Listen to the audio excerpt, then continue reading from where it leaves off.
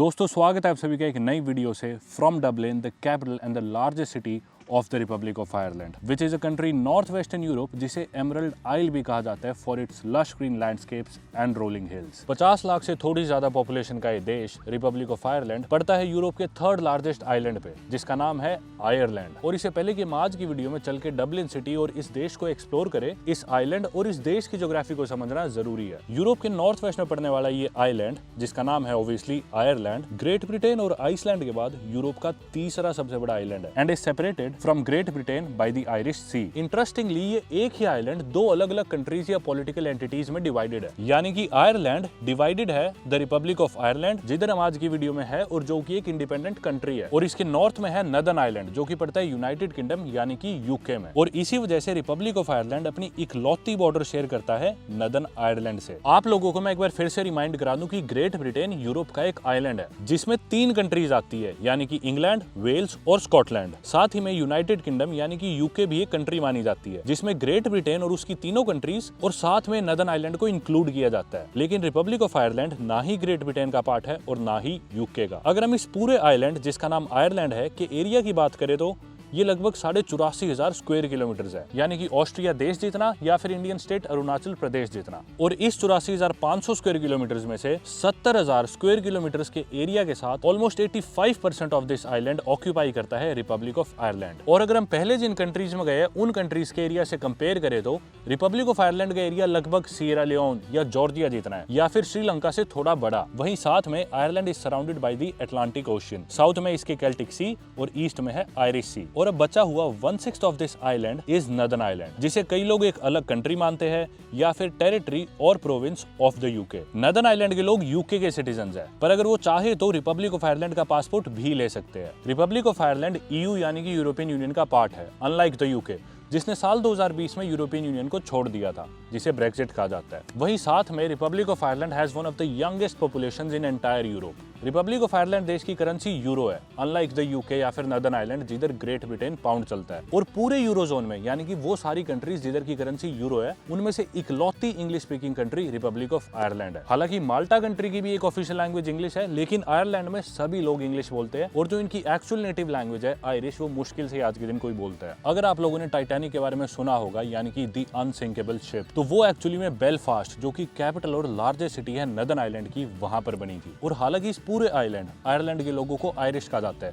ये सभी लोग सेम कल्चर फॉलो करते हैं, सेम गेलिक लैंग्वेज बोला करते थे और ये आयरिश लोग अपनी स्टोरी टेलिंग, म्यूजिक और डांस के लिए मशहूर माने जाते हैं। लेकिन फिर भी ये लोग 2 अलग देशों में क्यों बटे, इसके बारे में हम आगे वीडियो में जानेंगे और आने वाली वीडियोस में नदर्न आइलैंड भी ट्रैवल करेंगे वहां की लाइफ देखने के लिए। तो चलो आज की वीडियो की शुरुआत करते हैं हम Dublin the capital and the largest city of the Republic of Ireland के एक सिटी ग्रुप टूर के साथ। और इस ग्रुप टूर के बाद हम इस सिटी को खुद से घूमेंगे। मैं आप लोगों को बता दूं कि करीब 6 लाख लोगों की पॉपुलेशन के साथ Dublin city is famous world wide for its pubs, literature and the birth place of Guinness beer. Irish pubs पूरी दुनिया में मशहूर है और इंटरेस्टिंगली आयरलैंड देश से ज्यादा इस देश के बाहर आयरिश पब्स है। तो ये था इस देश का ओवरव्यू। आइए चलते हैं डबलिन सिटी के बीचों बीच इस वीडियो की शुरुआत करने।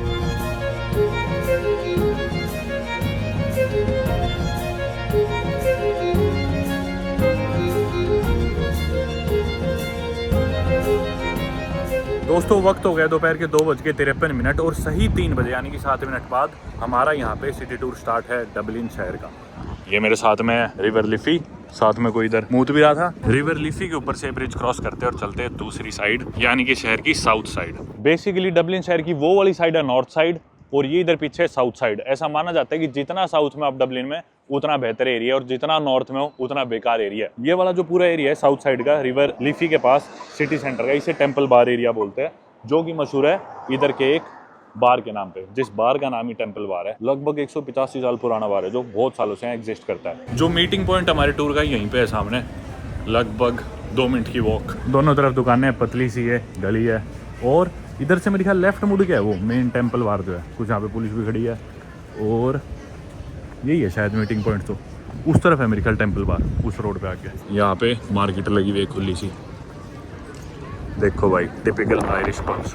अपने पब्स के लिए तो जाने जाती है ये। और साथ ही में ये आपको लीफ हर जगह देखने को मिलेगा, आयरलैंड की निशानी शैमरॉक लीफ। ये देखो ये 3 से पत्ते होते हैं हर जगह, आपको ये सिंबल दिखेगा आयरलैंड का। ये पूरा एरिया टेम्पल बार है और हर जगह टेम्पल बार लिखा दिखेगा, जबकि एक्चुअल टेम्पल बार उधर रह गया लेफ्ट साइड में, जो थोड़ी देर में अपन देखेंगे। ये खड़ा है हमारा पूरा ग्रुप और ये गाइड थी। गाइड ने आगे बोला कि भाई क्या नाम है आपका, मैं बोला परमवीर। बोली अरे आपकी तो बुकिंग ही नहीं आई। फिर मैंने अपना वाउचर सा दिखाया, बोली हाँ कई बार अपडेट नहीं होता। इसने फ़ोटो ली मेरे वाउचर की और इधर खड़े हैं। सही 3 मिनट बाद निकले, यानी कि 3:05 पे। सभी लोग जैकेट पहन के आए हुए हैं ग्रुप में। मैं ही हूँ जो आधी बाजू की टी शर्ट में हूँ, ठंड हो रखी है और सभी बड़ी उम्र के लोग हैं मोस्टली। 3:10 होगी, अब चले हैं सारे। बड़ा ही ग्रुप हो गया यार। ये मैंने बुक करा था 25 यूरो का, अपने भारतीय 2500 मान लो एक जने का मेरा।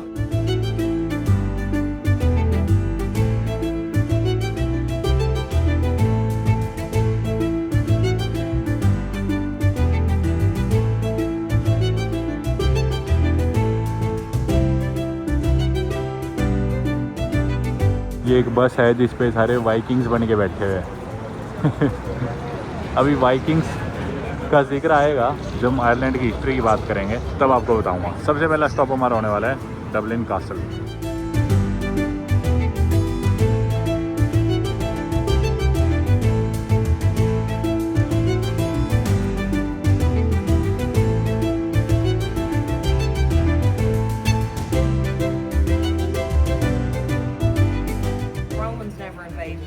They did come at one point. They arrived, they had a look around, and they thought, absolutely not. We're not staying here. It's hellhole. तो दोस्तों ये है मेरे पीछे डबलिन कासल और हमारा ग्रुप उधर है। समय ज़्यादा नहीं है, मैं आपको शॉर्ट में समझा देता हूँ। ग्रुप काफ़ी बड़ा है, सारी बातें गाइड के थ्रू सुननी भी मुश्किल है, समझनी मुश्किल है। पर मेरे को जितना पता है इस कासल के बारे में या फिर आयरलैंड की हिस्ट्री के बारे में, मैं आप लोगों को पहले वो बताता हूँ। सबसे पहले तो समझना ये ज़रूरी है कि आयरलैंड में हमेशा से इंग्लिश नहीं बोली जाती थी। जैसे हम पे अंग्रेजों ने राज करा था, इन पे भी काफ़ी इन्वेजन हुए। तो सबसे पहले तो इधर प्री हिस्टोरिक सेल्ट्स रहते थे। सेल्ट्स यानी कि जो सेल्टिक पीपल है। अब सेल्टिक पीपल कौन है? सेल्टिक लोग बेसिकली ट्राइब है यूरोप के इस रीजन का, जिसमें स्कॉटलैंड आ गया, आयरलैंड आ गया, वेल्स आ गया, या फिर इंग्लैंड का कुछ हिस्सा, कॉर्नवॉल वगैरह। तो इनकी भाषा सिमिलर सी है, इस ट्राइब के लोग यहाँ पे रहते थे। पर इसके बाद इधर काफ़ी इन्वेजन्स होने स्टार्ट हुए, ग्रुप आगे चल पड़ा है। बाकी सबसे पहले तो इधर वाइकिंग्स आए। वाइकिंग्स कौन है? जो स्कैंडिनेविया के लोग हैं, जैसे कि नॉर्वे, डेनमार्क, स्वीडन। तो वो वाइकिंग्स समुद्री जहाजों पे सफर करते थे और 8th सेंचुरी के करीब इधर आए, आयरलैंड को इन्वेड करा। और वाइकिंग्स के बाद फिर 12वीं सदी में यहाँ पे आए थे ब्रिटिशर्स और कई सालों तक उनने राज करा। उसके बाद की भी कहानी है, वो बाद में जब टाइम लगेगा डिस्कस करेंगे। अभी इधर एक गार्डन से मैं आ गया। 4 or 5 years of age to the time that you leave in your late teens, it's a big part of your life. You're speaking and studying Irish every day. बाकी ये जो कासल है शायद 1204 में बना था, ब्रिटिशर्स ने ही बनवाया था और इसमें आग लग गई थी 1600 कुछ ईयर में। और उसके बाद फिर इसमें रिकंस्ट्रक्शन वगैरह हुई और साथ में जो पैलेस है ये बना दिया था। अभी इसमें कुछ ना कुछ काम चलता ही रहता है हमेशा ही। बाकी इस कासल के साथ एक इंटरेस्टिंग कहानी भी है कि इसमें ना आयरिश क्राउन ज्वेल्स होते थे, जो बेसिकली स्टार्स और बैजेस थे जिस पे डायमंड्स लगे हुए थे। फिर इनकी सरकार ने इनाम रखा था कि भाई 1000 पाउंड का इनाम देंगे जिसने वो आयरिश क्राउन ज्वेल्स ढूंढ के दिए। पर वो कभी मिले ही नहीं, आज के दिन भी नहीं मिले। और वो इनाम आज के दिन भी वैलिड है, यानी कि देख लो 1000 पाउंड मिलेंगे अपने भारतीय 1.25 लाख रुपए जो वो क्राउन ज्वेल्स ढूंढ के देगा। हालांकि आज के दिन के हिसाब से उन क्राउन ज्वेल्स की वैल्यू अपने भारतीय 5-6 करोड़ रुपए होगी, लेकिन इनकी सरकार आपको 1.25 लाख रुपए देगी अगर आपने ढूंढ के इन्हें दे दिए तो। 100 साल से ऊपर हो गए उन्हें खोए, लेकिन अब भी उम्मीद है कि शायद मिल जाए। और उस टाइम जब वो खोए थे ना, तो तब लोगों ने सजेस्ट करा कि ना शेरलॉक होम्स को सौंप दी जाए इसकी इन्वेस्टिगेशन, वो ढूंढ देगा क्राउन ज्वेल्स। जबकि एक्चुअली में वो एक फिक्शनल कैरेक्टर है, इसलिए में था भी नहीं शेरलॉक होम्स। लंदन में उसका वो है पूरा म्यूजियम था। पर एनीवे बेसिकली पूरी टीम वीम बनाई, पर वो कभी मिले नहीं। बाकी ये जो आप सड़क देख रहे हो ना, इस सड़क पे पहले ये लोग भेड़ चराते थे, भेड़ों की मार्केट थी ये, शीप मार्केट। और फिर जब अंग्रेज आए इधर, उन्होंने पूछा भाई क्या नाम है जगह का, तो बोले शिप मार्केट। अंग्रेजों को लगा अच्छा शिप कह रहे हैं, तो इन्होंने इसका नाम ही रख दिया शिप स्ट्रीट। हालांकि शीप बोल रहे थे यानी कि भेड़, पर इन्होंने समुद्री जहाज शिप समझ के स्ट्रीट का नाम ही अंग्रेजों ने शिप स्ट्रीट रख दिया। हमारी गाइड का कहना है कि ये जो स्टेप्स हम चढ़ने वाले इन्हें बोला जाता था द स्टेप्स ऑफ हेल। और इधर एक्चुअली में रेड लाइट डिस्ट्रिक्ट होती थी, यानी कि जिधर प्रोस्टिट्यूट्स काम करती थी। लेकिन बाद में शट डाउन हो गया था और आज के दिन माना जाता है कि इधर भूत प्रेत एग्जिस्ट करते हैं और पैरानॉर्मल एक्टिविटीज़ होती है। So I don't think we'll have any problems here today. Having said that, let's get the hell out of here, shall we? काफ़ी इंटरेस्टिंग स्टोरी है इन सीढ़ियों की। मतलब इसे द स्टेप्स ऑफ हेल माना जाता है। 40 सीढ़ी है शायद ये। और इधर बेसिकली होता था, जो गाइड ने बताई अभी इंटरेस्टिंग कहानी, एक लेडी होती थी डार्की हेली, वो यहाँ पे ब्रोथल चलाती थी अपना।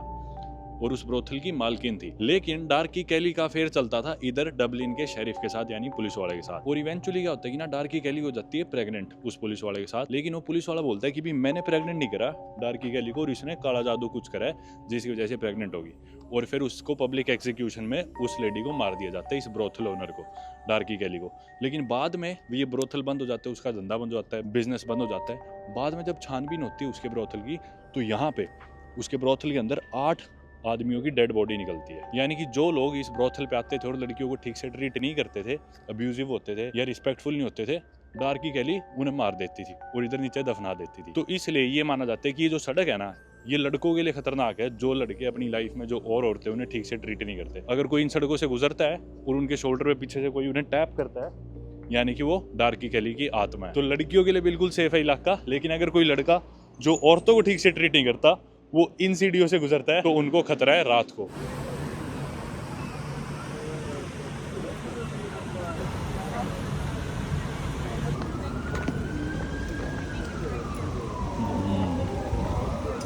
Yes. It was only rebuilt in the 1800s. It was actually a whiskey distillery called Rowan Co. that are just based. We all got across in one piece, just about as you. Just wait for the bells to finish. I'll set out for the pictures. ये है भाई मौसम Ireland का, देख लो। थोड़ी देर पहले धूप निकली हुई थी, अब एकदम बारिश स्टार्ट हो गई। सबने अपने छाते निकाल ली, हवा चल रही है बहुत तेज, ठंडी ठंडी। मेरे पास ना छाता ना जैकेट, ना ठंड के लिए तैयार हूँ ना बारिश के लिए। चलो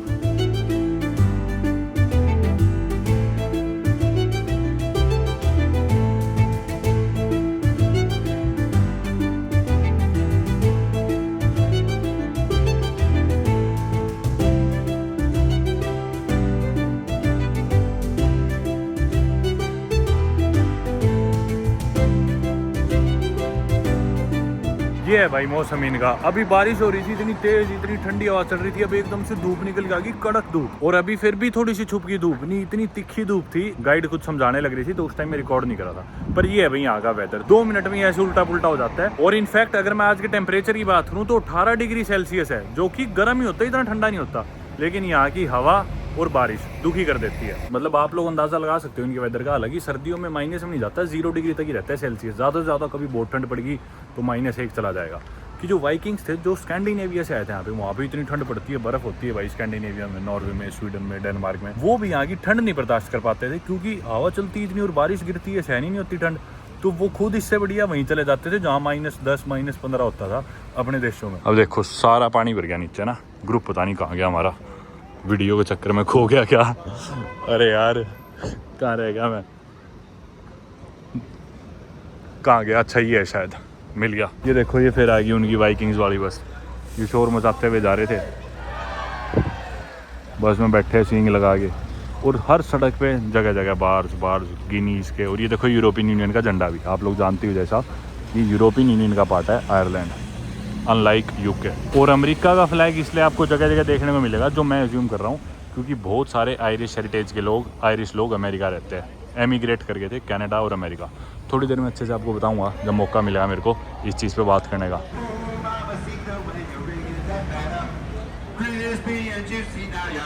और ना हमेशा यहाँ पे आपको अंधेरा सा ही मिलेगा, मतलब इनका मौसम ऐसा है। ये अभी फिर भी आपको थोड़ा सा ब्राइट आसमान दिख रहा है, पर डार्क सा रहता है हमेशा, डल सा, क्योंकि क्लाउडी रहता है हमेशा, चाहे गर्मी हो चाहे सर्दी हो।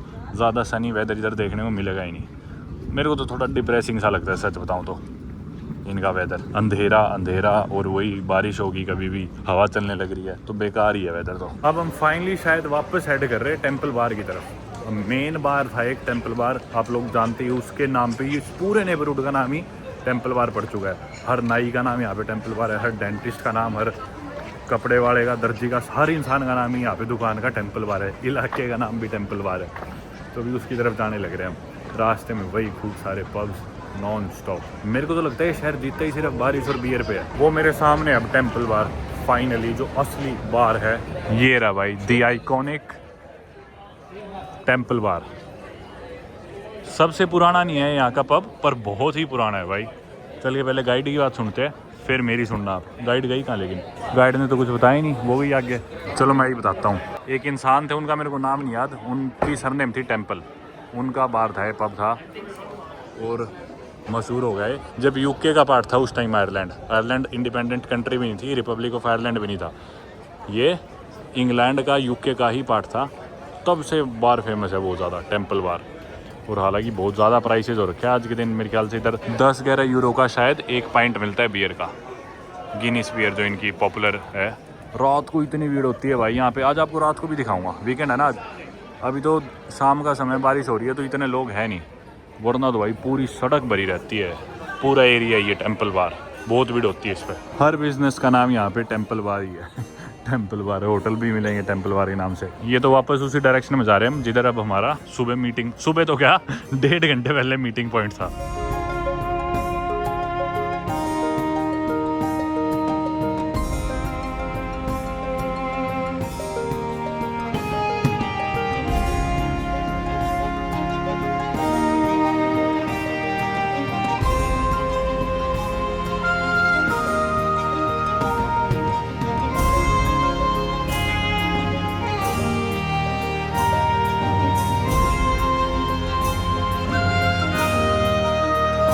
लो भाई, वीडियो बनाने के चक्कर में ग्रुप से अलग हो चुका हूँ, पता नहीं कहाँ गए, सारे ढूंढ लिया, नहीं मिल रहे। रोक के वीडियो बनाते और बारिश तेज हो गई, फंस गए भाई। ये होता है नतीजा वीडियो बनाने का। बैठते हैं अभी यहाँ। क्या मौसम है यार, इससे बढ़िया तो या तो बारिश हो ले ढंग से या रुक जाए। प्रिपेयर्ड ही नहीं होने देता मौसम किसी भी चीज़ के लिए। निकलो भाई, बाहर निकलो, कोई छत ढूंढो ताकि छुप सके इस बारिश से। थोड़ा सा शेल्टर दिखा, चलो भीग गया सारा मैं तो।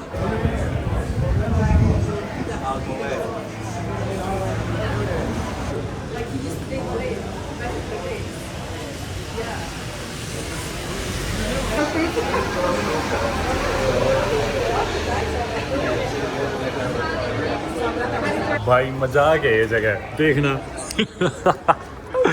2 मिनट के अंदर ही भाई, 2 मिनट के अंदर ही देख लो भाई। अरे भाई 2 मिनट में हाल है इस जगह का, देख लो।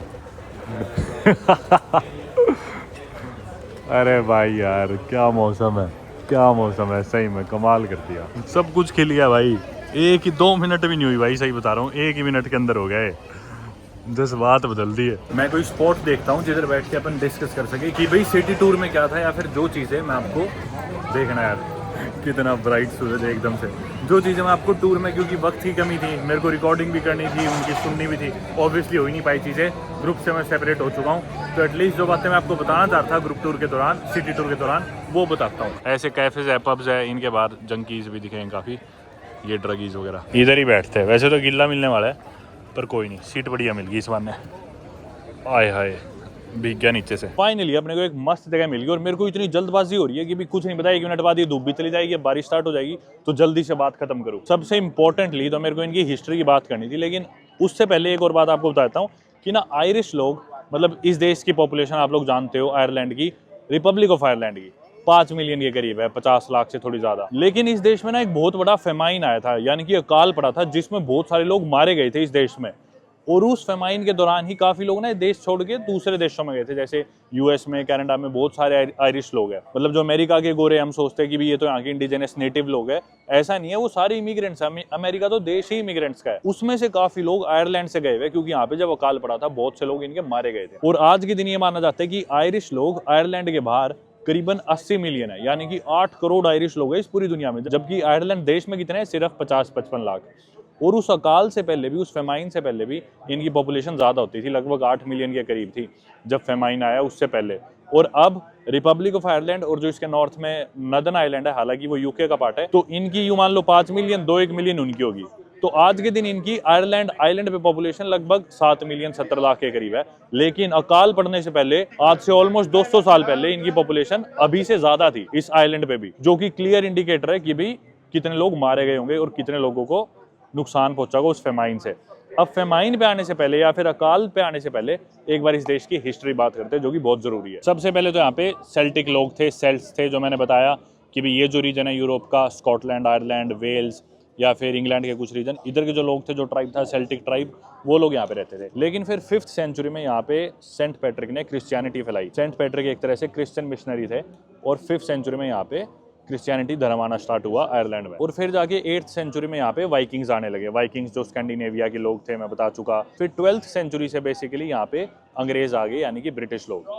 उन्होंने इन्वेड कर लिया आयरलैंड को और यहाँ पे हो गया उनका कब्जा, यूके का। सब कुछ चलता रहा यहाँ पे यूके का राज था। लेकिन ना आयरलैंड देश में बहुत ज्यादा डिपेंडेंसी थी एक चीज की, और वो थी आलू, यानी कि पोटैटो। यहाँ के लोग ना आलू ही उगा के आलू ही खाते थे। मतलब ज्यादा कुछ यहाँ पे खाने का था नहीं। मौसम भी कुछ ऐसा ही और खेती भी यहाँ पे आलू की ही होती थी बहुत ज्यादा, और सभी लोग आलू पे ही डिपेंडेंट रहते थे अपने खाने के लिए, न्यूट्रिशन के लिए। और उस टाइम इतनी साइंस भी नहीं होती थी, वो भी नहीं पता था कि भी और भी न्यूट्रिएंट्स जरूरी है, तो सब लोग सिर्फ आलू ही खाते थे मोस्टली। लेकिन अब फाइनली जाके 1845 में, यानी कि 1845 में क्या होता है कि एक ना बीमारी आती है, पोटैटो प्लाइट। एक डिजीज होता है, फंगल डिजीज, जो फैल जाता है यूरोप में, जिसकी वजह से सारी आलू की प्रोडक्शन जो होती है वो इनकी खराब हो जाती है, सारा क्रॉप मार देती है। और यहाँ के जो लोग थे, किसान थे, वर्कर्स थे, वो बहुत ज्यादा डिपेंडेंट थे सिर्फ आलूओं पे, क्योंकि मोस्टली आलू ही खाते थे। तो 1845 से 1852 तक लोग भूखे तड़पते रहे, मरते रहे, खाने को कुछ बचा ही नहीं, क्योंकि आलू की क्रॉप खराब होगी और लोग भूखे मरते रहे। और क्योंकि आयरलैंड उस टाइम यूके का पार्ट था, तो यूके में भी लोग तड़प रहे थे, वहां भी लोग भूखे मर रहे थे। तो यूके क्या करता था, आयरलैंड का खाना लेके, अनाज लेके इंग्लैंड बेचता था। और इस वजह से यहाँ पे भूखमरी और भी ज्यादा होगी in comparison to let's say England. और इस अकाल में या इस फेमाइन में लगभग 1 मिलियन से ज्यादा आयरिश लोग मारे गए, यानी कि 10 लाख से ज्यादा, कई लाख लोग मारे गए। और इससे या फिर इससे दुगने लोग एमिग्रेट करके देश छोड़ के चले गए, यानी कि 10-20 लाख लोग आयरलैंड छोड़ के या तो यूएस चले गए, कनाडा चले गए, या फिर इंग्लैंड ही चले गए। और इनकी पॉपुलेशन आज भी प्री फेमाइन लेवल्स जितनी, यानी कि अकाल से पहले जितनी पॉपुलेशन थी इस देश की, आज तक वापस उतनी नहीं हो पाई है। यानी कि लोगों को अभी भी, आज के दिन भी, 1845 में हुआ था, 2025 हो गया, 180 साल हो गए शायद, लेकिन आज भी लोगों को खाना खाने में और पचाने में दिक्कतें हैं। अभी तक वो प्रॉब्लम्स चलती आ रही, यानी कि बहुत लोगों के यहाँ पे ग्लूटेन इंटॉलरेंस है, वो नहीं खा पाते, या फिर लैक्टोस की दिक्कत है, लैक्टोस नहीं पचा पाते, दूध नहीं पी पाते, लैक्टोस इंटॉलरेंस, या फिर IBL की परेशानी है, इरिटेबल बाउल सिंड्रोम, कुछ ना कुछ लोगों के अभी भी दिक्कत है उस अकाल की वजह से, जो 250 साल पहले हुआ था, और आज भी लोग रिकवर नहीं कर पाए। और वो फेमाइन या फिर अकाल रीजन है कि भी इनकी पॉपुलेशन, आप देखोगे बाकी यूरोप से लोग साइज में छोटे होते हैं, थोड़े पतले होते हैं, हाइट में छोटे होते हैं, जबकि यूरोपियन जनरली काफी हट्टे कट्टे लंबे तगड़े होते हैं। पर ज्यादातर आयरिश लोग आपको ऐसे नहीं दिखेंगे, और उसका कारण ये अकाल ही था, जिसकी वजह से आज के दिन भी इन्हें समस्या है। अभी यहाँ पे सड़क किनारे जंकीज बैठे थे, जो ड्रगीज, पर पुलिस आई है, इनका चलान सा काट रही है। इनका तो क्या ही चलान, तो क्या काट रही है पता नहीं, कुछ इन्फॉर्मेशन भर रही है, क्या कर रही है। मेरे ख्याल से अपने साथियों को बुला रहे हैं फोन करके, इनका तो क्या चलान कटेगा। अभी जो काल पड़ा था ना, इसने पूरे देश को बहुत बड़ा ट्रॉमा दे दिया। इनफैक्ट आज के दिन भी बहुत दुख मनाया जाता है कि जो फेमाइन हुआ था, जिसमें इतने लोग मारे गए यहाँ पे। लेकिन इस अकाल ने ना आयरलैंड देश की नेशनलिज्म की भावना को जगा दिया, कि भी जो यूके की सरकार है या इंग्लैंड की जो सरकार है, उन्होंने ठीक से हैंडल नहीं करी सिचुएशन, और उनके प्रति आयरिश लोगों का गुस्सा बहुत बढ़ गया कि भी इन्होंने ठीक से सिचुएशन हैंडल नहीं करी, हमारे इतने लोग मर गए, हमारा खाना सारा उधर भिजवा दिया, और इनकी वजह से हमें इतनी जानें गंवानी पड़ी। और एक कारण ये भी है कि आज के दिन भी आयरिश लोग ब्रिटिश लोगों को पसंद नहीं करते। और फिर जब इनके अंदर ये गुस्से की भावना आई, तो ये बोले भाई हमें अलग करो, हमें तुमसे आजादी चाहिए और हमें तुम्हारे साथ नहीं रहना। और इन सारे स्ट्रगल्स के बाद फिर शायद 1921 में आयरलैंड को, साउथ ऑफ आयरलैंड को, क्योंकि आयरलैंड जो आइलैंड आप लोग जानते हो, 5/6 ऑफ द पार्ट है रिपब्लिक ऑफ आयरलैंड और 1/6 है नॉर्दर्न आयरलैंड। तो जो साउथ ऑफ आयरलैंड है, यानी कि मॉडर्न डे जो रिपब्लिक ऑफ आयरलैंड है, इसको आजादी दे दी गई और ये एक आयरिश फ्री स्टेट बन गया। नॉर्थ आयरलैंड लेकिन यूके के अंडर रहा। अब बहुत लोग सोचते हैं कि भी रीजन क्या था कि भी वो लोग यूके के अंडर रहे और ये अलग देश क्यों बन गए, ये सारे मिलके एक देश क्यों नहीं बने। तो मोस्टली बेसिकली रीजन पॉलिटिक्स और रिलीजन था, क्योंकि नॉर्दर्न आइलैंड में ज्यादातर लोग प्रोटेस्टेंट्स थे और इधर कैथोलिक क्रिश्चियंस थे, और ऊपर से फिर पॉलिटिक्स भी होगी। वो बोले कि नहीं हमें तो यूके के साथ ही रहना है, ये बोले नहीं नहीं इतने लोग मरे हमारे, हमें अलग देश चाहिए, आज़ादी चाहिए। 1921 में इन्हें आयरिश फ्री स्टेट बनाया और फिर 1949 में फाइनली ये रिपब्लिक ऑफ आयरलैंड डिक्लेयर हुआ। और हालांकि ये दोनों देश नॉर्दर्न आयरलैंड और Republic of Ireland same island पे पड़ते हैं, सेम कल्चर है इनका, सारी चीजें सेम है, सेम ही लोग है, पर फिर भी इन दोनों देशों में भी काफी कन्फ्लिक्ट्स चलते रहे। लेकिन 1998 में फिर फाइनली इनका गुड फ्राइडे एग्रीमेंट हुआ था। उसके बाद से इन्होंने ओपन बॉर्डर कर दी दोनों देशों के बीच में कि भी लोग आ जा सके, कोई भी फेंसेस नहीं है, कोई भी पासपोर्ट कंट्रोल नहीं है, और उधर के लोग इधर आ सके, इधर के लोग उधर घूम सके। सिर्फ यही नहीं, नॉर्दर्न आयरलैंड के जो लोग हैं वो आयरलैंड की सिटीजनशिप भी ले सकते हैं। तो यूके का उनके पास है ही, वो यूके के साथ साथ आयरलैंड के सिटीजन भी हो सकते हैं। तो उनके पास दोनों तीन ऑप्शन है, चाहे यूके का सिटीजन बनो, चाहे आयरलैंड का, चाहे दोनों देशों का। ये है कुछ यहाँ पे माहौल शाम के 5:30 बजे फ्राइडे की शाम। अब देखो भीड़ होने लगी पूरी स्ट्रीट पे, क्राउडेड सी होने लगी। और ये थी सारी हिस्ट्री भाई, इनकी स्टोरी थी। मतलब यही कारण है कि ये लोग इतना ज़्यादा लाइक नहीं करते यूके को, इंग्लैंड को। और हालांकि यहाँ पे भाषा लोग इंग्लिश ही बोलते हैं, सब ऑफिशियल लैंग्वेज इंग्लिश है, सभी लोग इंग्लिश बोलते हैं मोस्टली। और जो इनकी खुद की भाषा है आयरिश भाषा, बहुत कम लोग बोलते हैं। और ये टेम्पल बार वाला ये एरिया है, अपन कई देर से इसी इलाके में, पर देखो बारिश के रुकते ही और थोड़ी शाम होती भीड़ बढ़ी। और टेम्पल बार में भी देखो भीड़ अब ज़्यादा होगी, उस टाइम बिल्कुल खाली था जब हम आए थे। और इतने बार्स और पब्स हैं ना यार, यहाँ पे इतना कल्चर है। मतलब डबलिन शहर में माना जाता है 800 के राउंड पब्स है। और आप किसी भी डायरेक्शन में चल लो, चाहे आपका मन करे आप इधर चले जाओ, इधर चले जाओ, इधर तो चलो फिर भी बाहर ज़्यादा है, पब ज़्यादा आपको मिलेंगे, या आप थोड़ा दूर भी चले जाओ किसी ऐसी डायरेक्शन में जिधर पब्स बार जितने ना हो, आपको 5 मिनट से ज़्यादा नहीं लगेंगे, गारंटी है आपको कोई ना कोई पब बार मिल ही जाएगा। मतलब जैसा मैंने बताया कि डबलिन शहर की पॉपुलेशन तो 6 लाख है, बार्स यहाँ पे 800 है। आप वैसे आयरलैंड के लोगों के फीचर्स देखोगे, स्पेशली अगर आप इनके बाल देखोगे, तो जनरली ना अभी आपको शायद फ्रेम में कोई ऐसा नहीं दिख रहा होगा, लेकिन जिंजर हेड बोलते हैं इनको, यानी कि जिंजर कलर के बाल होते हैं काफ़ी लोगों के। काफ़ी आयरिश लोग आपको जिंजर हेयर के साथ दिखेंगे, वहीं आपको ब्लॉन्ड्स भी दिखेंगे, यानी कि ब्राउन बालों के साथ भी। कारण ये है कि जो वाइकिंग्स आए थे वो मोस्टली ब्लॉन्ड्स होते थे, और जो सेल्टिक्स थे वो जिंजर हेड थे। तो आयरलैंड में मिक्स है। अब वाइकिंग्स आए तो ऑब्वियसली थोड़ा सा डीएनए मिक्स भी हुआ, थोड़ी जनरेशन आने वाली मिक्स हुई। तो देखो इस इंसान की आप दाढ़ी देखोगे, देखो जिंजर बियर्ड है इनकी, तो ये आप अंदाज़ा लगा सकते हो कि कोई आयरलैंड से मोस्ट लाइकली, क्योंकि सेल्टिक्स जो होते थे, सेल्टिक लोग, उनके ऐसे लाल होते थे। और उनका डीएनए अभी भी है मॉडर्न डे आयरलैंड में ऑफ कोर्स, क्योंकि पहले इस एरिया में वही रहते थे। और जो ब्लॉन्ड हेयर वाले हैं, हो सकता है उनकी एंसेस्ट्री में वाइकिंग ब्लड हो या स्कैंडिनेवियन ब्लड हो। बाकी यही है इनका मेन एरिया। ज़्यादा बड़ा शहर नहीं है डबलिन, छोटा ही शहर है। आयरलैंड देश भी इतना बड़ा नहीं है। और इनकी लार्जेस्ट और कैपिटल सिटी डबलिन का भी मेन एरिया बस यही है, इस टेम्पल बार के आसपास। यहीं सारे टूरिस्ट है, यहीं इनका सबसे ज़्यादा कल्चर आपको देखने को मिलेगा। सारी सोवेनियर की दुकानें, पब्स, बार्स, सब कुछ यहीं पे। 1 महीना लंदन में बिताने के बाद मेरे को तो बहुत अजीब और छोटा लगता है डबलिन। मतलब लंदन में तो ये कोई ऐसी जगह है नहीं कि भी जो मेन जगह है, सारा सेंटर यहीं पे। इतनी सारी जगह है और इतना फैला हुआ है, हर जगह कुछ ना कुछ हो रहा होता है। यहाँ पे ऐसा नहीं है। ये रिवर लिफी बह रही है, ये टेम्पल बार वाला एरिया, इसके आसपास ही है मेन जो भी चीज़ें हो रही है, जो भी हैपनिंग स्पॉट्स है। इस एरिया से चलो फाइनली निकलते हैं बाहर। मेरे को लग रहा है दोबारा बारिश आने वाली है। टेम्पल बार से निकल ली है, पहुँचते हैं कहीं और, टैक्सी कराता हूँ क्योंकि, या फिर बस पकड़ता हूँ। फिनिक्स पार्क है इधर एक डबलिन में, उधर चलते। उधर ना वो दिख जाते हैं डियर, यानी कि हिरण, ऐसे खुले घूमते रहते हैं पार्क में। देखो अभी बोल रहा था बारिश हो सकती है, 10 सेकंड हुई होगी बारिश स्टार्ट होगी। मौसम बहुत गंदा है यार इधर, पता ही नहीं चलता। ये भाई पीछे से आवाज मारी, बोले परमवीर। मैं बोला मेरे को फिनिक्स पार्क छोड़ गया, फिर बात करूँगा। बोले चलो ट्रैम से जा सकते हो, अब हम छोड़ के आते हैं। भीग गया भाई। अच्छा ये भी जाएगी उधर भाई। ट्रैम ले रहा हूँ मैं, यही वाली है, पता नहीं इसमें बाकी पैसे है नहीं है। बारिश होगी भाई तो फिनिक्स तो नहीं जा रहा मैं, बताता हूँ अभी सिचुएशन। इधर करना है, ये क्या जरूरी है इधर टैप करना? चेक करते हैं क्या वो? इसमें पैसे नहीं है भाई, घुस जाऊँ ऐसे ही, कौन चेक कर रहा है? चलो भाई थैंक यू, ठीक है भाई।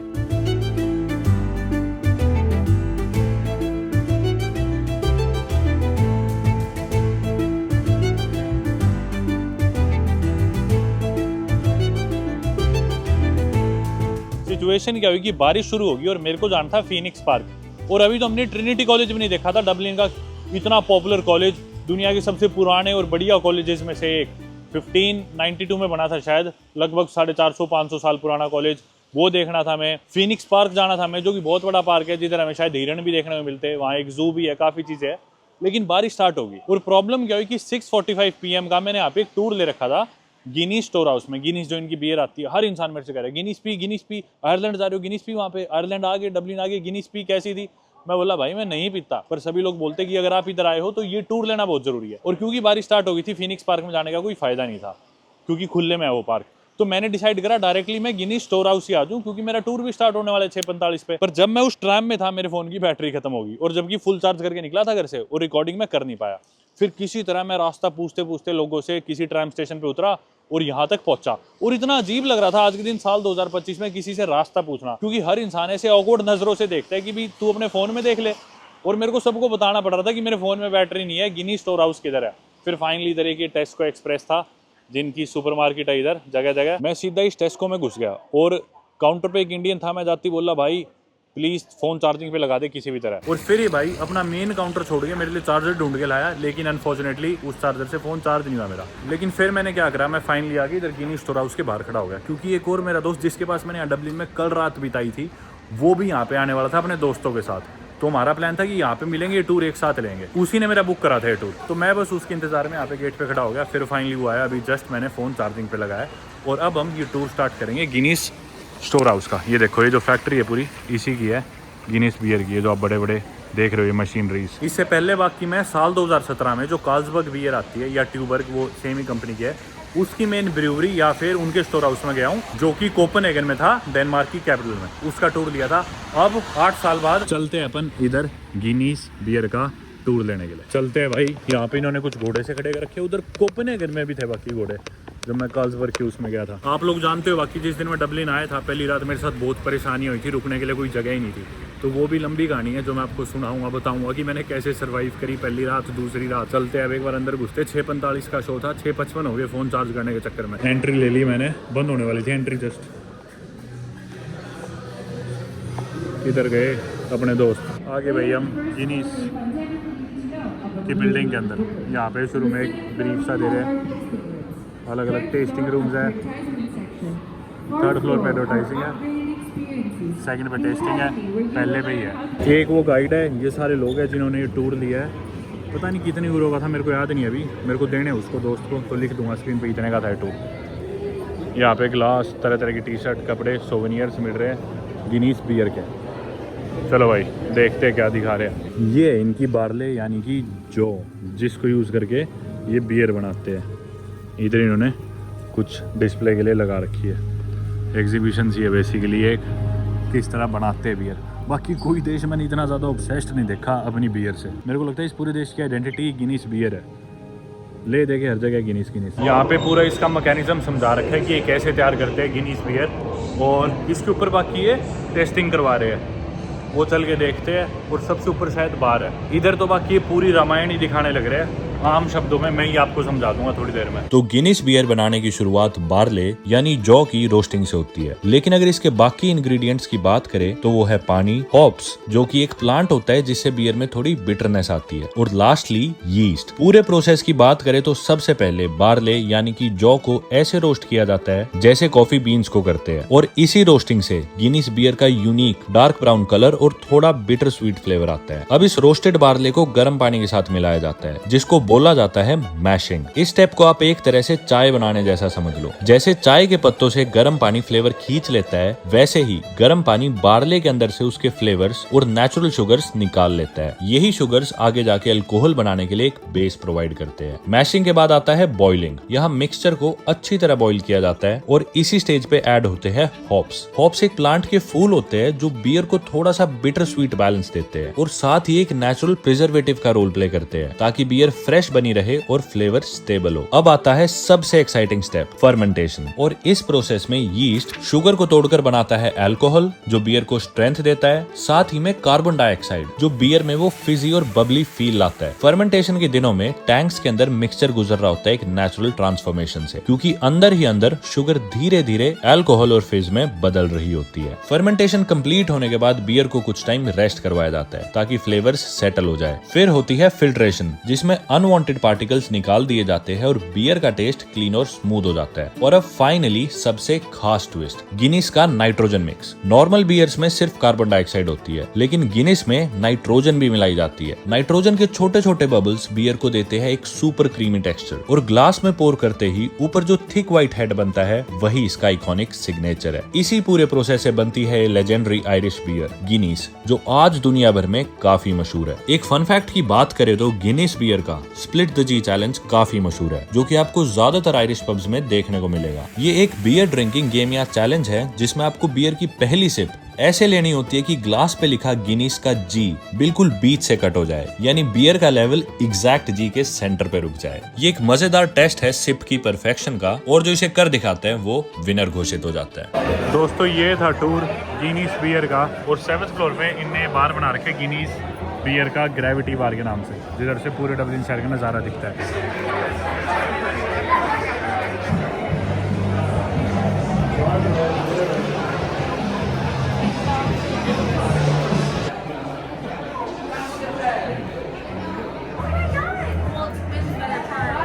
ऊपर घूम के हम आ गए, पर ये स्टोर्स वगैरह इनके अभी भी खुले ही है, बाकी सारी चीज़ें बंद हो गई हालांकि।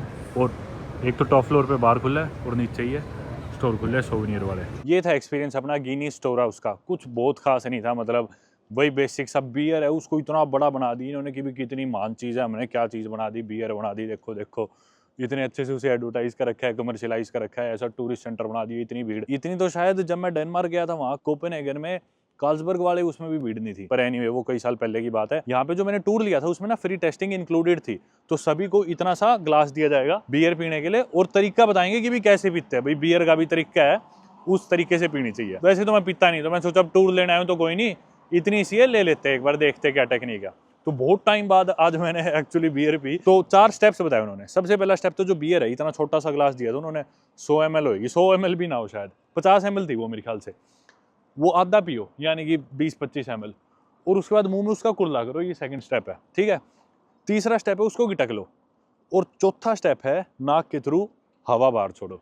बोले ऐसे आप इसकी पूरी एसेंस को, इसके पूरे टेस्ट को फील कर पाओगे, इसका जो पैलेट है वो एक्चुअली एक्सपीरियंस कर पाओगे बियर का। कई लोग हैं भाई जो टेस्ट के लिए पीते हैं बियर, सही में मतलब मेरे भी कुछ दोस्त हैं जो मतलब टेस्ट के लिए पीते ही से, पर मुझे कभी समझ में नहीं आता था ये चीज़ कि भाई पीनी है तो नशे करने के लिए पीनी है, चाहे सांस लेके पियो, चाहे कुल्ला करके पियो, और चाहे गिनीज हो, चाहे किंगफिशर हो, कोई सी हो, फिर तो पी जाओ।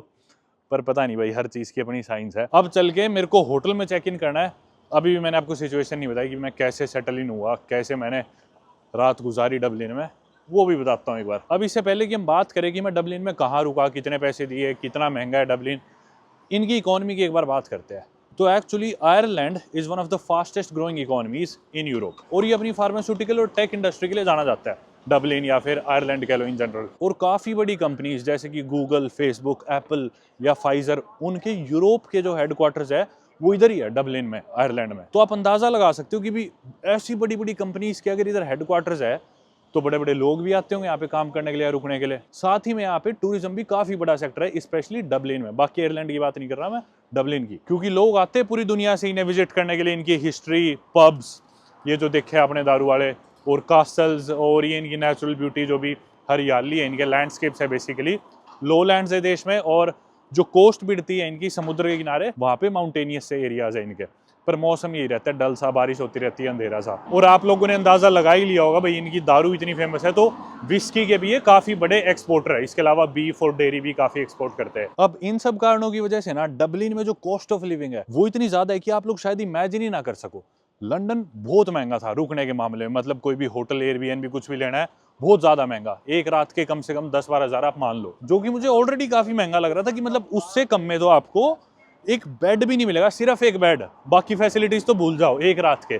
तो मतलब कोई ढंग की जगह लेनी हो तो लंदन में मान लो 14-15 हज़ार रुपए एक रात के आपके लगेंगे, जोन 1 में, सेंटर के अराउंड। तो मैंने सोचा कि भाई लंदन से बड़ा थोड़ी है डबलिन, लंदन की तो पॉपुलेशन भी डबलिन से 12-15 गुना ज्यादा है, तो लंदन जितनी महंगाई या कॉस्ट ऑफ लिविंग तो हो ही नहीं सकती।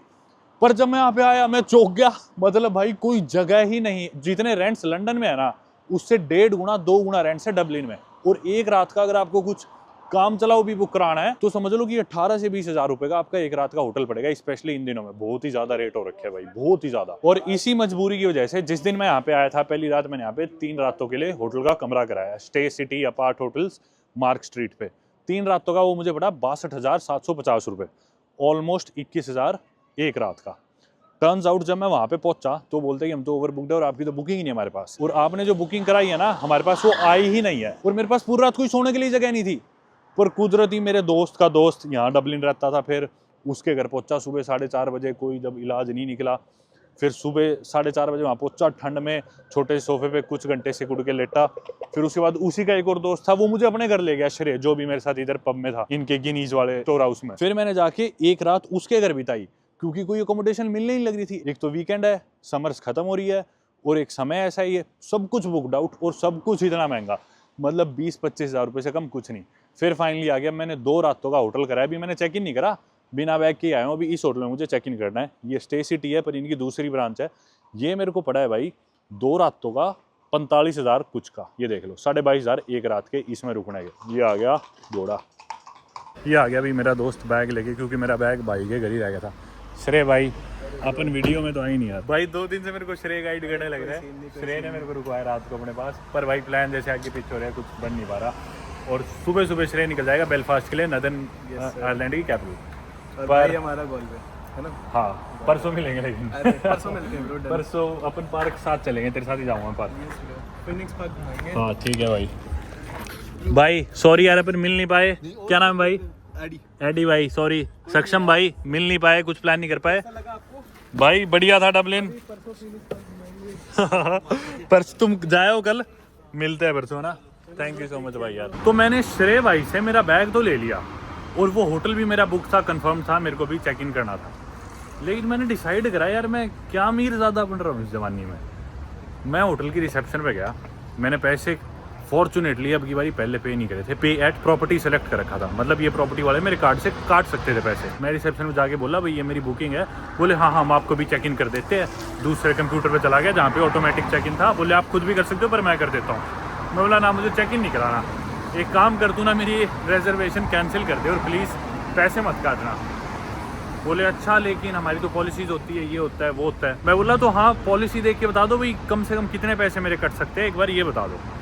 बोला क्या बात होगी? मैं बोला कुछ भी बात हुई हो आप कैंसिल कर दो। मैं बोला मेरे दोस्त मिल गए मेरे को यहाँ पे, बचपन के दोस्त, और वो अपने घर ही रोक रहे, मैं रुकना नहीं चाहता होटल में, कुछ मजबूरी है। अब हालांकि मैंने पैसे पे नहीं कर रखे थे, लेकिन मेरा कार्ड मैंने ऑथराइज कर रखा था, मतलब वो होटल वाले चाहते तो मेरे कार्ड से पैसे काट सकते थे। 45 हज़ार रुपये, 45 हज़ार कुछ थे शायद 2 रातों के। और वैसे तो मैं पिछले 2 दिनों से इतना परेशान हो रहा हूँ, ठीक से सो नहीं पाया, जगह नहीं मिली कुछ भी, इसलिए फिर मैंने फाइनली सोचा था कि भी कोई ऑप्शन नहीं है तो रुक जाते हैं। पर फिर मैंने रियलाइज़ करा यार कितनी मजबूरी हो यार, मतलब मजबूरी में इतने पैसे देके थोड़ी रुकूंगा। अगर मेरा मन है तो चाहे 45 की जगह मैं 1 लाख 2 लाख दे के रुकूँ, पर अब मैं इसलिए रुक रहा हूँ कि भाई यार मजबूरी है, मैं एडजस्ट नहीं कर पाऊंगा। मैं हॉस्टल में क्यों नहीं रुक रहा? मैंने उससे बात करी कि ऐसे ऐसे कर दे भाई। फिर वो बोला कि हम ना आपके 1 रात के पैसे काटेंगे, दूसरी रात के आपके फिर भी लगेंगे। मैं बोला अच्छा भाई इससे बढ़िया नहीं कर सकते और कुछ? बोला नहीं भाई और तो कुछ नहीं। फिर उनमें से एक लड़का ना पनामा देश का था, मैंने उससे बात छिड़ दी कहाँ से है तो बोला मैं पनामा से। बोला अच्छा स्पेनिश की बातें करने लग गया। मैं बोला पनामा सिटी से मैं गया था, वहाँ पे ये है वो है। थोड़ी सी जैसे मैंने उससे बात करी कनेक्शन सा बिल्ड हो गया, और इतने वो लड़का बोला यार कोई नहीं मैं डाल देता हूँ आपकी कैंसिलेशन, कि भी ट्रिप कैंसिल हो गया था किसी मजबूरी की वजह से और आपसे कोई पैसे नहीं काटेंगे। और बोला बाई चांस अगर पैसे कटते भी है ये लो मेरा नंबर, मेरे को बताना मैं रिफ़ंड करवा दूँगा तुरंत। मैं बोला थैंक यू भाई लुइस। उसके बाद मैं वहाँ से निकला, ये देखो एक और ब्रांच आ गई उसी होटल की, जगह जगह वैसे तो है। मैंने बैग लिया और मैंने श्रेय भाई को बताया नहीं कि मैंने होटल कैंसिल करा दिया, वरना ये कहता कि मेरे घर चलो। अब मैं जाने लग रहा हूँ, पहले तो कहीं खाना खाने, उसके बाद देखूंगा कहाँ रुकना है। तो ऐसे 2 दिन पहले देखा था और पूरी रात दुखी हुआ था, आज भी दुखी होंगे तो हो जाएंगे। पर यार वही बात है, बुढ़ापे में थोड़ी करूँगा ये सारे काम यार, क्या लग्जरी देखनी है, क्या करना है यार। 25-25 हज़ार के कमरे होते हैं 1 रात के, और वो भी मन मार के। अब ये 25-50 हज़ार मैं सोचूंगा मैंने सेव कर लिए और मैं अपने किसी शौक पे खर्च दूंगा। हालांकि यहाँ पे जो मैं हॉस्टल्स देख रहा हूँ वो भी 1 रात के 6-7 हज़ार के हैं, पर कोई नहीं यार, हॉस्टल में सोचेंगे रात ही बितानी है यार, सोना ही तो है। चलो पहले चल के कुछ खाते हैं, दिमाग ख़राब हो रहा है। और अगर बाई चांस यूँ आना कि भी रात को मेरे को कोई जगह ही नहीं मिली, मैं परेशान हो गया, सीधा फ्लाइट कराऊंगा डबलिन से लंदन की, या जब भी मन करा तुरंत पहुंचूंगा एयरपोर्ट, फ्लाइट पकड़ के लंदन। तो भाई कोई नहीं, अभी फ़िलहाल भूख लग रही है, चलो चल के खाना खाते हैं, तब दिमाग ठंडा होगा। Which one is it? अब इधर आएगा मेरा सबसे पसंदीदा रेस्टोरेंट डबलिन में, रेना टर्किश रेस्टोरेंट। ओहो क्या लाजवाब खाना है यार इनका, कल भी यहीं आया था मैं, ज़बरदस्त। आ गया भाई खाना अपना, क्या लाजवाब खाना होता है इनका, ताज़ा ताज़ा एक गर्म रोटी। ये है अडाना कबाब जो कि बनता है लैम्ब से, अडाना एक जगह टर्की में, उसके नाम पे इसका नाम पड़ा है। वाह भाई मज़ा आ गया, साथ में मिर्च वगैरह। और ये पूरा मील आया मेरा 21 पॉइंट कुछ यूरो का, यानी कि अपने भारतीय 2200 रुपये के करीब का है ये खाना। मैं सोच रहा था कि इस चीज़ की कमी रह रही है, हुमस नहीं ली थी 4.5 यूरो की, ये आई। आए है मज़ा आ जाएगा। खाना खा लिया, पेट भर गया बढ़िया, और नींद भी आने लगी। एक हॉस्टल करा लिया मैंने, हॉस्टल की तरफ चलते हैं। यहाँ से 20 या 21 मिनट की वॉक है, इसलिए मेरे को टैक्सी वाले बैग नहीं पसंद। ले दे के हम वापस उसी स्ट्रीट पे पहुँच गए, टेम्पल बार वाली पे। सामने टेम्पल बार है और भीड़ देखो भाई, ये देख लो भाई, यहाँ रात के समय भीड़। सारे दारू पी के सेट हो रहे भाई। चलते रहे, पीछे से कर रहे थे कैमरा में आने के लिए। आज आपको शाम को भी दिखा दी सड़क के नज़ारे, रात को भी दिखा दिए, एक फ्राइडे रात को। भीड़ देखो रात के 10:15 कुछ हो रहा है। भीड़ हो रही है भाई भयंकर। और आप लोग सोचो कि क्या सेम जगह पे घुमाया जा रहा है। आज दुकानें भी खुली है नहीं, ये दुकान रात को बहुत जल्दी बंद हो जाती है, रोज़ देखता हूँ मैं। ये भी खुली है, रौनक है। आज वीकेंड है ना, फ्राइडे, इसलिए। तो भाई बार बार ये सड़क दिखाने का रीज़न ही है कि भाई है ही सब कुछ इसके आसपास, है ही इनकी मेन जगह ये डबलिन की। ज़्यादा बड़ा शहर है ही नहीं है, सब कुछ इसके आसपास ही है। और ये बेसिकली सबसे पॉपुलर लैंडमार्क है इधर का। उस तरफ बाकी वो ट्रिनिटी कॉलेज वगैरह, उधर से ही चलते हैं यार। मेन रोड तो बोरिंग होगी, इधर से ही चलते हैं आगे और देखते जाओ आप नज़ारे कुछ और रात के समय डबलिन की सड़कों के। मेकअप चल रहे हैं लड़कियों के, कई लड़के हाथ में बियर का गिलास लेके चल रहे हैं पीते पीते। राइट साइड वाली सड़क पे लोग वहाँ सड़क पे ही नाचने लग रहे हैं आगे। आज मैंने तो पूरा दिन ही सड़क पे बिता दिया, बार बार आना जाना। कितनी बार ही आ चुके अपन, कितनी बार तो आप कैमरा में ही देख चुके, बिना कैमरा ही मैं आया हूँ। बेचारे घोड़े तब से खड़े हैं, मेरी टांग दुख गई सुबह से। सबकी पार्टी चल रही है, अपन भी पानी ले चलते हैं। लो भाई 1.5 लीटर पानी की बोतल भी 300 रुपये की। मैंने जो हॉस्टल बुक कराया है वो है नॉर्थ की साइड। ये जैसे मैंने बताया रिवर लिफी पीछे रहेगी साउथ साइड। अब अपन जा रहे हैं नॉर्थ की तरफ, उधर से कहीं होगा 10 पायर जिधर अपन कल आए थे, वो भी इधर आसपास ही है जो इनका एक्चुअली सेंटर है। ये है भाई हॉस्टल मेरा, चलो अंदर चलते हैं। रिसेप्शन ये हॉस्टल के नज़ारे रात के समय। चेक इन कर लिया है, आज अपने को होपफुली बेड मिल जाएगा सोने के लिए। ये 15 कमरा है मेरा, कमरे का है 4655 कोड। ये 8 अपना। कमरे से निकल के आगे मैं इधर बाहर बैठ गया था काम करने के लिए। रात के 11:15 हो रखे, हालांकि अभी भी चकाचौंध है, पूरी रौनक है, लोग आ जा रहे हैं। और जो आप बेड देख रहे हो स्क्रीन पे, ये मेरा बेड था। एक रात के 6,000 रुपये, $65 का लिया मैंने ये। और चार्जिंग पॉइंट भी बस एक ही दे रखा था, सिर्फ एक USB-C केबल लग सकती है, प्रॉपर एक अडेप्टर लगाने की भी जगह नहीं थी। नीचे एक लॉकर है जिसमें लॉक सेट करके सामान रख सकते हैं, पर एटलीस्ट प्राइवेसी सी है, पर्दा लगा है। तो बस ये छोटा सा केबिन है अपना अभी रात बिताने के लिए, सोने के लिए। भारतीय 6,000 रुपये में, जिस कमरे में टोटल 12 बेड है ऐसे, मतलब मेरे अलावा 11 और लोग सो रहे हैं।